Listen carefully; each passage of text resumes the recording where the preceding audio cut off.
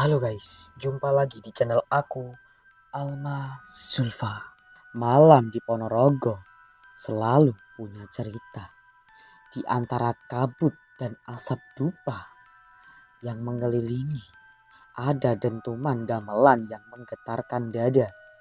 Suara itu bukan sekedar musik, tapi panggilan. Panggilan dari dunia lain atau dunia yang tak kasat mata.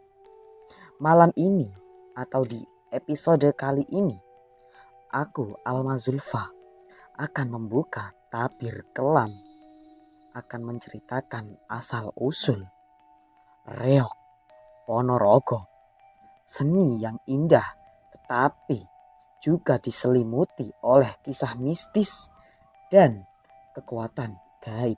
Oke, sebelum kita lanjut videonya, alangkah baiknya kalian yang baru mampir di channel ini, kalian klik tombol subscribe di bawah ya, dan juga like video ini.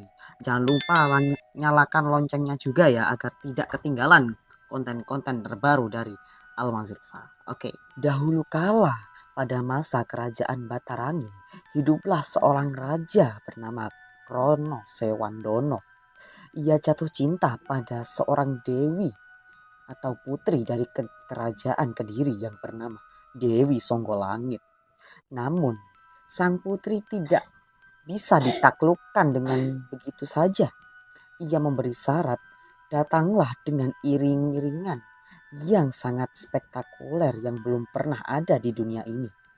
Raja Klono Sewandono pun memerintahkan rakyatnya untuk membuat pertunjukan yang sangat spektakuler. Dari situlah lahirlah pertunjukan reok dengan kepala singa raksasa yang bertabur bulu merak, dan juga tarian para warok, lelaki yang tak kenal rasa takut. Tetapi di balik pertunjukan itu ada tersimpan rahasia yang tidak semua orang tahu. Karena untuk menciptakan kekuatan besar kadang harus ada apa? Iya betul, harus ada tumbal. Konon di masa awal setiap pembuatan topeng Singobarong tidak bisa dilakukan dengan sembarangan. Ada ritual, ada sesaji, dan kadang ada darah yang harus mengalir. Beberapa tetua desa pernah bercerita, dahulu Singobarong dibuat menggunakan bulu merak asli dan rambut manusia yang meninggal secara tidak wajar. Itu dipercaya bisa mendatangkan kekuatan spiritual yang sangat besar agar penari mampu menahan beban topeng yang beratnya sampai puluhan kilogram.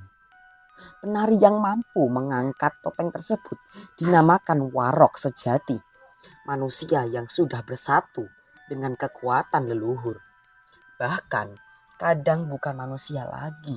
Warok atau menjadi warok bukan sekedar latihan fisik, namun mereka harus melakukan suatu tirakat, yaitu berpuasa, berpantang, bahkan menghindar diri dari perempuan. Karena dipercaya kekuatan seorang warok akan hilang apabila melanggar pantangan tersebut. Dalam kondisi tertentu, warok bisa kerasukan roh leluhur atau roh penjaga reok tersebut. Maka mereka akan menatap secara kosong, tatapannya kosong. Tubuh mereka akan menari tanpa sadar. Dan ketika musik berhenti, mereka akan jatuh pingsan.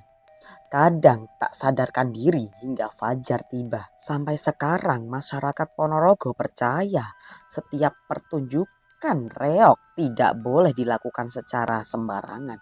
Ada waktu-waktu tertentu yang tidak boleh dilakukan karena berbahaya.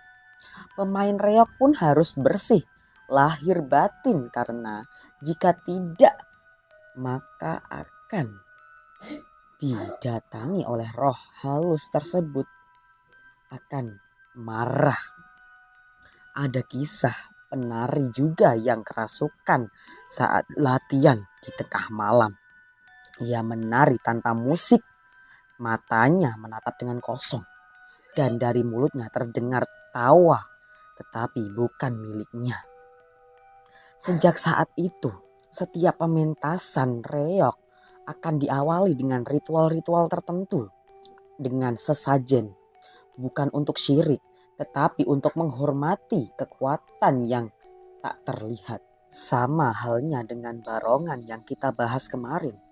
Reok Ponorogo bukan sekedar kesenian. Ia adalah jembatan antara dunia manusia dengan dunia gaib. Antara kebanggaan dan kutukan.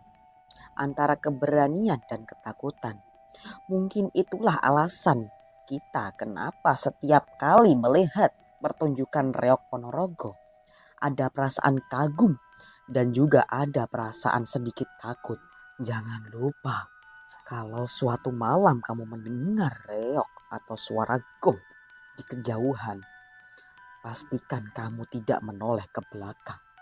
Hati-hati. Terima kasih sudah menonton. Jika kamu suka cerita mistis budaya seperti ini, jangan lupa like, comment, and subscribe. Dan nyalakan loncengnya ya agar tidak ketinggalan keseruan-keseruan di video selanjutnya.